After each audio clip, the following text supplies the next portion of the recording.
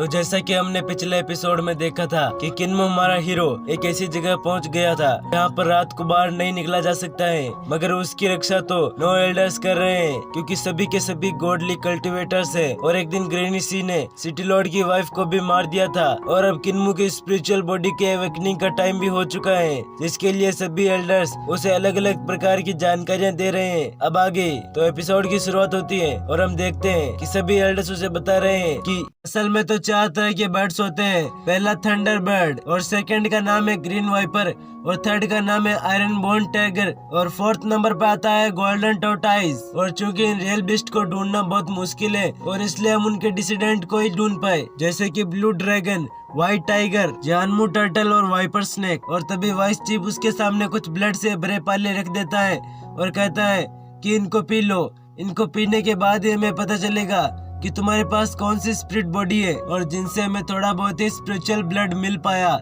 लेकिन मुझे लगता है कि इससे ही तुम्हारा काम हो जाएगा, इसलिए बारी बारी करके एक एक स्पिरिचुअल ब्लड पीना शुरू कर दो। जो सब कहने और सुनने के बाद इन्होंने काफी उम्मीद के साथ किन्मो को एक एक करके स्पिरिचुअल ब्लड पिलाना शुरू कर दिया, इसी उम्मीद में कि किसी न किसी स्पिरिचुअल ब्लड के साथ उसका स्पिरिट एम्ब्रियो रिएक्ट जरूर करेगा। मगर ऐसा तो कुछ भी नहीं होता क्योंकि सारे ब्लड पीने के बाद भी किन्मो की स्पिरिट बॉडी वेकिंग नहीं होती।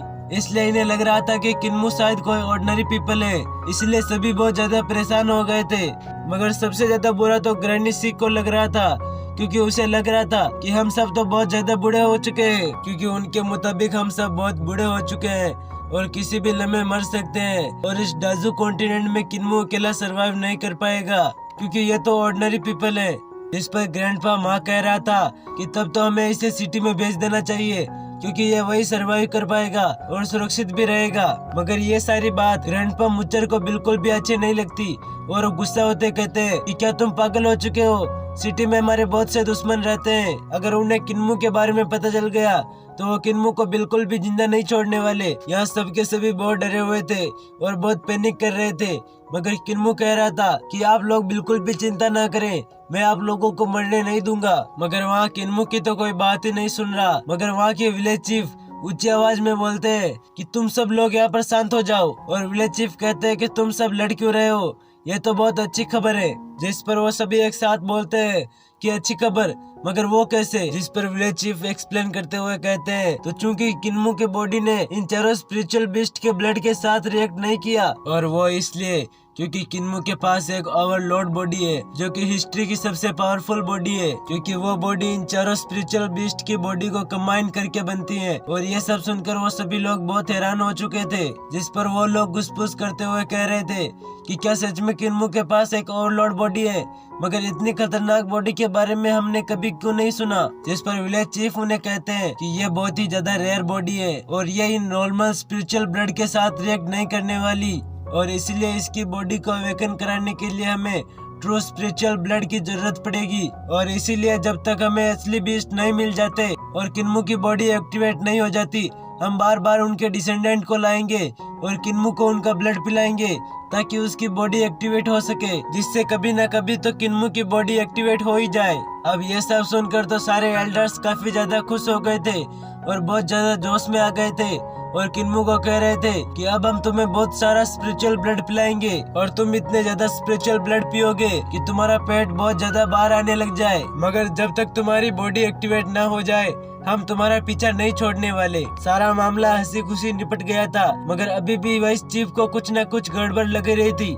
इसलिए वो रात को विलेज चीफ के पास जाकर कहते हैं कि मैंने कभी ओवरलोड बॉडी के बारे में क्यों नहीं सुना, मुझे लगता है कि ऐसी कोई बॉडी है ही नहीं और असल में हम सब बहुत ज्यादा बूढ़े हो गए और हम सब मरने ही वाले हैं और जल्दी ही हमारे जाने वाले हैं, किन्मो अकेला रह जाएगा। जिस पर विलेज चीफ उन्हें कहते हैं कि हाँ तुमने बिल्कुल सही समझा, असल में ओवरलोड बॉडी जैसी कोई बॉडी है ही नहीं, असल में मैंने ये सब इसलिए कहा ताकि किन्मो खुद को खास समझे। और ये सब सुनकर एल्डर मार्क बहुत ज्यादा गुस्सा हो जाते हैं और वो कहते हैं लेकिन ये बिल्कुल भी अच्छा नहीं, किन्मो एक नॉर्मल बंदा है और अगर उसने हद से ज्यादा कोशिश की तो शायद उसकी मौत भी हो सकती है। जिस पर विलेज चीफ कहते हैं कि अगर तुम किसी चीज पर सच्चे मन से और बहुत ज्यादा यकीन करने लग जाओ तो वो सच हो जाती है।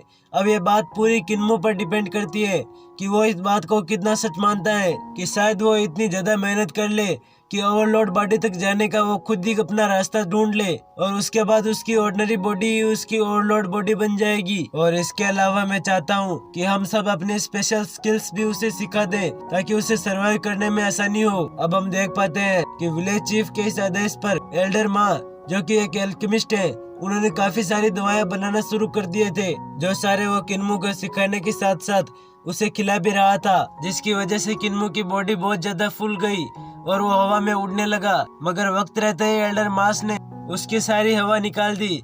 मगर तभी वहाँ पर ग्रैंडपा मुच्चर आ गया, जो कि नाइफ चलाने में बहुत ज्यादा माहिर था और वो किन्मू के अपने साथ ले जाते हुए नाइफ चलाने की टेक्निक्स की प्रैक्टिस करने लगता है। ग्रैंडपा मुच्चर की टेक्निक इतनी खतरनाक थी कि वो 1 सेकंड में 900 से ज्यादा स्लैश लगा सकते हैं और किन्मू इस टेक्निक को देखकर उनसे काफी ज्यादा इम्प्रेस भी हो गया था।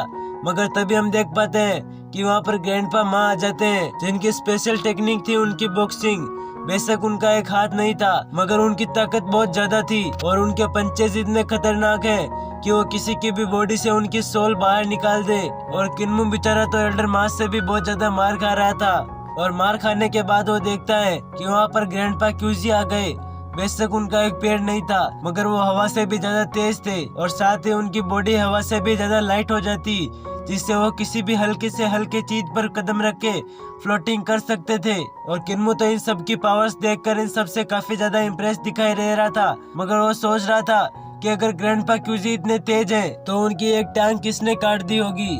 और वहीं दूसरी तरफ ग्रैंडपा माँ भी इतने खतरनाक है तो उनके एक हाथ किसने काटा होगा। और साथ ही ग्रैंडपा मुच्चर, जो कि नाइफ चलाने में उनका कोई मुकाबला नहीं कर सकता, उनकी आधी बॉडी किसने काट दी होगी। और इनके जो भी दुश्मन हो, मैं उन्हें बिल्कुल भी जिंदा नहीं छोड़ने वाला, क्योंकि मेरे पास है ओवरलोड बॉडी और उसे अवेकन करने में चाहे कितनी भी प्रोसेस हो और कितना भी टाइम लगे, मैं बहुत ज्यादा हार्ड ट्रेनिंग करूंगा और उसे एक्टिवेट करके ही दम लूंगा। और वो कह रहा था कि मैं खुद को बहुत ज्यादा ताकतवर बनाऊंगा।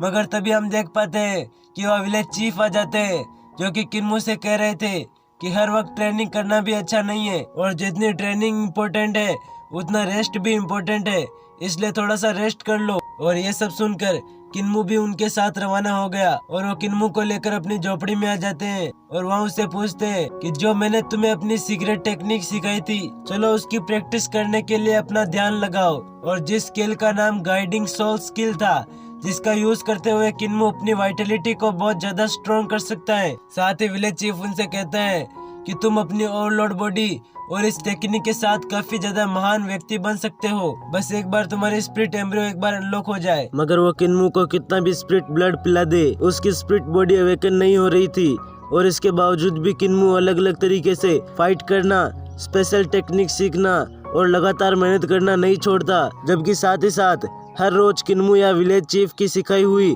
गाइडिंग स्किल का भी इस्तेमाल करते हुए खुद की बॉडी को और ज्यादा स्ट्रॉन्ग बनाने की कोशिश कर रहा है।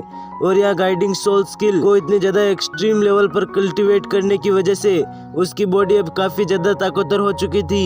एल्डर मास्क भी काफी ज्यादा हैरान थे और वो सोच रहे थे कि अगर एक बार किन्मू ने अपनी स्पिरिट एम्ब्रियो वॉल को ब्रेक कर लिया तो पता नहीं उसके बाद इसकी ताकत कितनी इंक्रीज होगी। हो सकता है कि ये आने वाले फ्यूचर में हम सब के सब एल्डर्स को पीछे छोड़ दे। और अब इसी तरह से दिन, हफ्ते और महीने गुजरते गए और कड़ी ट्रेनिंग की वजह से अब किन्मू भी महसूस कर पा रहा था कि पहले से उसकी बॉडी काफी ज्यादा ताकतवर हो चुकी है। वो अपनी बॉडी में एनर्जी फ्लो को भी अच्छे से महसूस कर पा रहा था, लेकिन उसे ये समझ नहीं आ रहा था कि आखिर उसे और कितनी ट्रेनिंग करनी होगी इससे पहले कि उसकी ओवरलोड बॉडी एक्टिवेट हो सके। या जब किन्मू अपनी इन्हीं ख्यालों में खोया हुआ था, तभी अचानक उसे ग्रैनी सी की आवाज सुनाई देती है, जो कि किन्मू के साथ जंगल में जाने के लिए बोल रही थी। किन्मू भी उनकी आवाज सुनकर फर से नीचे आ जाता है।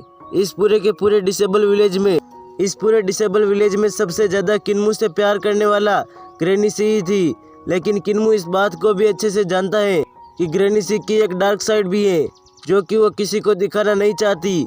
इस वक्त तो ग्रैनी सी यहाँ किन्मू से कह रही थी कि तुम मेरे साथ जंगल चलो, क्योंकि आज के दिन मैं तुम्हें अपनी नीडल टेक्निक सिखाने वाली हूँ। जो सुनकर किन्मू धीरे से कहता है कि भला ये नीडल टेक्निक कितनी खास होगी, क्योंकि इसका इस्तेमाल तो टेलर्स करते हैं ताकि वो कपड़े सी सके। जिस पर ग्रैनी सी उसे बताती है कि फिक्र मत करो, आज के दिन मैं तुम्हें कुछ ऐसे कपड़े दिखाने वाली हूँ जो तुम्हें सरप्राइज कर देंगे। जहाँ रास्ते में चलते हुए ग्रैनी सी साथ ही साथ किन्मू को समझाते हुए कह रही थी कि हर एक क्रीचर के पास दो तरह के क्लोथ्स होते हैं। पहले क्लोथ्स तो वो जो उनकी बॉडी के अंदर मौजूद ऑर्गन्स को छुपा सके, जैसे कि हम ह्यूमंस या फिर एनिमल्स की स्किन, जबकि दूसरे क्लोथ्स होते हैं उनके शेडो के अंदर छुपे हुए जो कि उनकी सोल को छुपाते हैं। और इसी के साथ हमारा ये एपिसोड भी यही समाप्त होता है। गाइस प्लीज चैनल को सब्सक्राइब और वीडियो को लाइक जरूर कर दें। हम इस सीरीज को आगे कंटिन्यू भी जरूर करेंगे।